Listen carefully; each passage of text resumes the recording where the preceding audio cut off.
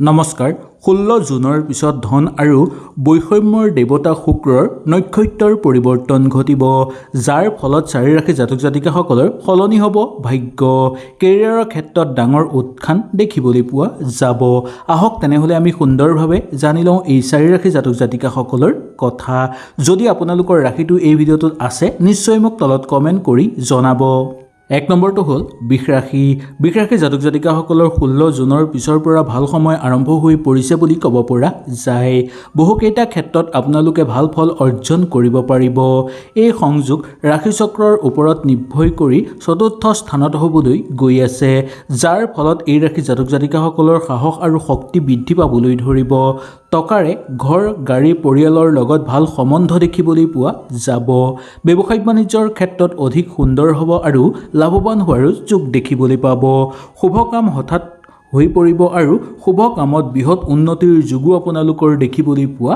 যাব দাম্পত্য আৰু প্ৰেমৰ ক্ষেত্ৰত সুখ সমৃদ্ধি বৃদ্ধি পোৱাৰ যোগ দেখিবলৈ পোৱা যায় কৰ্মক্ষেত্ৰত এটাৰ পিছত আনটো সুযোগ সুবিধা আহিব খেল ধেমালি কৰা লোকসকলৰ কাৰণে সুখবৰ অহাৰ যোগ দেখিবলৈ পোৱা যাব এটাৰ পিছত আনটো আপোনালোকৰ ঘৰলৈ উন্নতিৰ জখলা আহিব নতুনকৈ কাম বিচাৰি থকা আৰু নিবনুৱাসকলৰ কাৰণে কৰ্মপ্ৰাপ্তিৰ প্ৰবল সম্ভাৱনা আছে শিক্ষাৰ ক্ষেত্ৰত মান যশ বৃদ্ধি পাবলৈ ধৰিব প্ৰেম আৰু দাম্পত্যৰ ক্ষেত্ৰত শুভ দেখিবলৈ পাব কেৰিয়াৰৰ ক্ষেত্ৰত আপোনালোকে ভবা ধৰণে পাৰ কৰিব পাৰিব মন পছন্দৰ কামো আপোনালোকে নিৰ্বাচন কৰি ল'ব পাৰিব অৰ্থৰ উন্নতিৰ প্ৰবল জোৱাৰ দেখিবলৈ পোৱা যায় ভাগ্যই এই ক্ষেত্ৰত পোনপটীয়াভাৱে আপোনালোকক সহায় কৰিব যাৰ ফলত আপোনালোকে যি কামতেই হাত দিব সেই কামতেই সফলতা পোৱাটো নিশ্চিত বুলি ক'ব পৰা যায় এটাৰ পিছত আনটো আপোনালোকৰ হাতলৈ সুফল আহিব ভৱিষ্যতৰ কাৰণে যদি কিবা কাম আপোনালোকে কৰিম বুলি ভাবিছে বা কিবা কাম কৰিবৰ কাৰণে যদি পৰিকল্পনা কৰিছে তেনেহলে নিখন্দেহে আপোনালোকৰ সেই পৰিকল্পনা ফলপ্ৰসূ হৈ পৰিব 2 নম্বৰ ৰাশিটো হৈছে মীন ৰাশি জাতক জাতিকাসকলৰ জীৱনত সুবিধা আৰু অধিক বৃদ্ধি পাবলৈ ধৰিব নতুনকৈ জীৱনত আগবাঢ়ি যোৱাৰ সুযোগ আপোনালোকে লাভ কৰিব পাৰিব নতুনকৈ আপোনালোকৰ পৰিস্থিতি সুন্দৰ হৈ পৰাৰ যোগো দেখিবলৈ পোৱা যায় ৰাশিফলৰ অনুসৰি তৃতীয় স্থানত উপস্থিত থাকিব শুক্ৰ যাৰ ফলত আপোনালোকৰ সকলো ক্ষেত্ৰতে উত্থান দেখিবলৈ পোৱা যাব নতুন জীৱন আৰম্ভ হ'বলৈ গৈ আছে আপোনালোকৰ উপাৰ্জনৰ কেইবাটাও বাট মুকলি হৈ পৰিব কেও ফালৰ পৰা আপোনালোকৰ বৃদ্ধি পাবলৈ ধৰিব খ্যাতি খাদ্য আৰু কাপোৰ কানিৰ লগত জড়িত ব্যৱসায় কৰি থকা লোকসকলৰ কাৰণে বিশেষ সফলতা নামি অহাৰ যোগ দেখিবলৈ পোৱা যাব ঘৰলৈ মূল্যৱান সম্পদ অহাৰ প্ৰবল সম্ভাৱনা আছে ইয়াৰ উপৰিও যদি আপোনালোকৰ ঘৰত কিবা মূল্যৱান সম্পদ কিনিম বুলি ভাবি আছে বা গাড়ী মটৰ কিনিম বুলি যদি আপোনালোকে পৰিকল্পনা কৰি আছে সেই পৰিকল্পনা আপোনালোকৰ সুন্দৰভাৱে ফলপ্ৰসূ হৈ পৰিব পাবলগীয়া ধন ঘূৰাই পাবলৈ সক্ষম হ'ব চাকৰিয়ালসকলে কিছু ক্ষেত্ৰত ব্যস্ততাৰ মাজত সোমাই পৰিবলগীয়া হ'ব পাৰে তথাপিও ইমান চিন্তাৰ কাৰণ নাই কাৰণ আপোনালোকে অকমান হলেও ঘৰত সময় দিবলৈ সক্ষম হ'ব শত্ৰুৰ পৰা আপোনালোকৰ ৰক্ষা হ'ব বা শত্ৰুক দমন কৰিব পাৰিব ঠিকাটুকলি কৰা লোকসকলৰ কাৰণে আনন্দময়ভাৱে পাৰ হোৱা দেখিবলৈ পোৱা যায় মাটিবাৰীক লৈ চলি থকা বিবাদ আপোনালোকৰ দূৰ হৈ পৰিব বা সেই সংঘাত আপোনালোকৰ জীৱনৰ পৰা নোহোৱা হৈ পৰাৰ প্ৰবল সম্ভাৱনা দেখিবলৈ পোৱা যাব পাৰে কেৰিয়াৰৰ ক্ষেত্ৰত আপোনালোকৰ দুগুণ উন্নতি দেখিবলৈ পাব ৰাজনৈতিক ক্ষেত্ৰৰ লগত জড়িত লোকসকলৰ কাৰণে আপোনালোকে ভবা ধৰণে সময় অতিবাহিত কৰিব পাৰিব কাৰ্যকৰী পৰিকল্পনা সিদ্ধি হৈ পৰিব ঘৰলৈ আপোনালোকে যদি পোহনীয়া জীৱ-জন্তু আনিব পাৰে তেনেহলে আপোনালোকৰ বেছি মংগল হ'ব 3 নম্বৰ ৰাশিটো হ'ল কন্যা ৰাশি জাতক জাতিকাসকলৰ শুক্ৰৰ পৰিৱৰ্তনৰ ফলত আপোনালোকে বহুকেইটা ভাল ফলাফল দেখিবলৈ পাব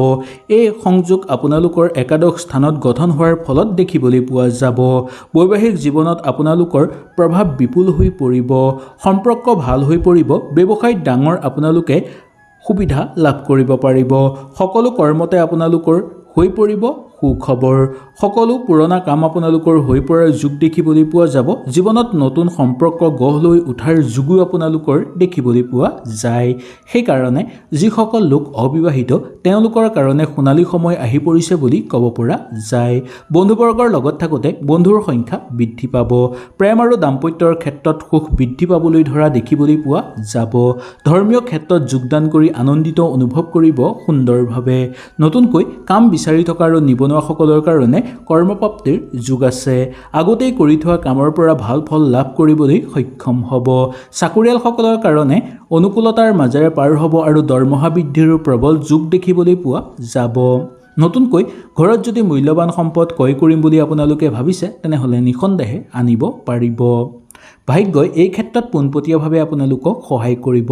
ভাগ্যৰ বলত আপোনালোকে হাতত লোৱা কৰ্ম সুচাৰুভাৱে হৈ পৰিব আৰু সেই কৰ্মৰ পৰা উচিত ভাল ফলাফল দেখিবলৈ পোৱা যাব। শিক্ষাৰ মানদণ্ড বৃদ্ধি পাবলৈ ধৰিব। সামাজিক ক্ষেত্ৰত খ্যাতি বৃদ্ধি পাবলৈ ধৰাৰো যোগ দেখিবলৈ পোৱা যায়। আপুনি নিজকে অকণমান শক্তিশালী অনুভৱ কৰিবলৈ সক্ষম হ'ব। ওচৰ চুবুৰীয়াৰ লগত থাকোঁতে দ্ৰব্য লাভ হ'বলৈ ধৰিব। কাৰ্যকৰী পৰিকল্পনা সিদ্ধি কৰাৰ ক্ষেত্ৰত কোনো গুৰুস্থানীয় ব্যক্তি নাইবা ঘৰৰ মানুহে আপোনালোকক সহায় সহযোগিতা কৰা দেখিবলৈ পোৱা যায়। ভ্ৰমণৰ প্ৰবল যোগ দেখিবলৈ পাব। 4 নম্বৰ ৰাশিটো হ'ল বৃশ্চিক ৰাশি। বৃশ্চিক ৰাশিৰ জাতক জাতিকাসকলৰ শুক্ৰৰ শুভ প্ৰভাৱ পৰিবলৈ গৈ আছে, যাৰ ফলত গুৰুত্বপূৰ্ণ প্ৰভাৱ আপোনালোকৰ জীৱনত পৰিব।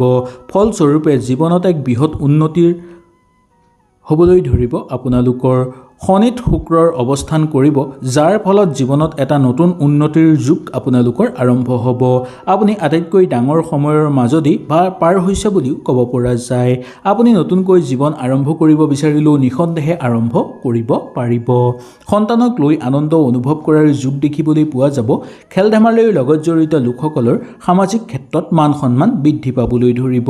ওচৰ চুবুৰীয়াৰ লগত থাকোঁতেও আন্তৰিকতা বৃদ্ধি পাবলৈ ধৰা দেখিবলৈ পোৱা যাব। নতুনকৈ কাম বিচাৰি থকা আৰু নিবনুৱাসকলৰ কাৰণে কৰ্মপ্ৰাপ্তিৰ যোগ নামি আহিছে বুলি ক'ব পৰা যায়। নতুনকৈ সীমাহীন কৰ্মত আপোনালোকে অংশগ্ৰহণ কৰি আনন্দিত অনুভৱ কৰিব। শিক্ষাৰ ক্ষেত্ৰত আপোনালোকে ভবা ধৰণে ভাল ফল পাব। প্ৰেমৰ ক্ষেত্ৰত গতানুগতিক হিচাপে পাৰ হ'ব। কেৰিয়াৰক লৈ কিছু উৎসাহ বা কিছু আশা আপোনালোকৰ ফলপ্ৰসূ হৈ পৰিব।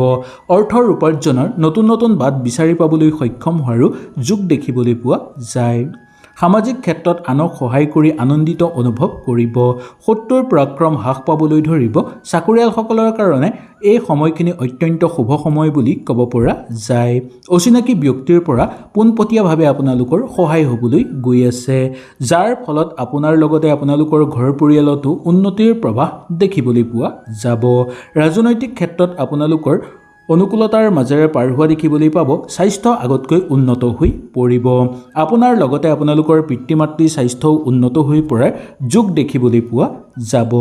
নাটকৰ লগত জড়িত লোকসকলৰ কাৰণে অনুকূল হ'ব আৰু লগতে শিল্পী সাংস্কৃতিৰ লগত জড়িত লোকসকলৰ কাৰণে শুভ ফলদায়ক যোগ নামি আহিছে বুলি ক'ব পৰা যায়। ঘৰত যদি কাৰোবাৰ বিয়া বাৰুৰ কথা আলোচনা কৰিম বুলি ভাবিছে তেনেহ'লে নিঃসন্দেহে আপোনালোকে আলোচনা কৰি চাব পাৰে। নিশ্চয় আপোনালোকে ভাল ফল পাব। হয়তো এই ভিডিঅ'টোৰ যোগেদি আপোনালোকে সুন্দৰভাৱে বুজি পালে। যদি কিবা অসুবিধা পালে নিশ্চয় মোক তলত কমেণ্ট কৰি জনাব। তেনেহ'লে আজিলৈ আপোনালোকৰ ওচৰৰ পৰা বিদায় লৈছোঁ। কালিলৈ পুনৰ আপোনালোকক লগ পোৱাৰ প্ৰতিশ্ৰুতিৰে আজিলৈ নমস্কাৰ।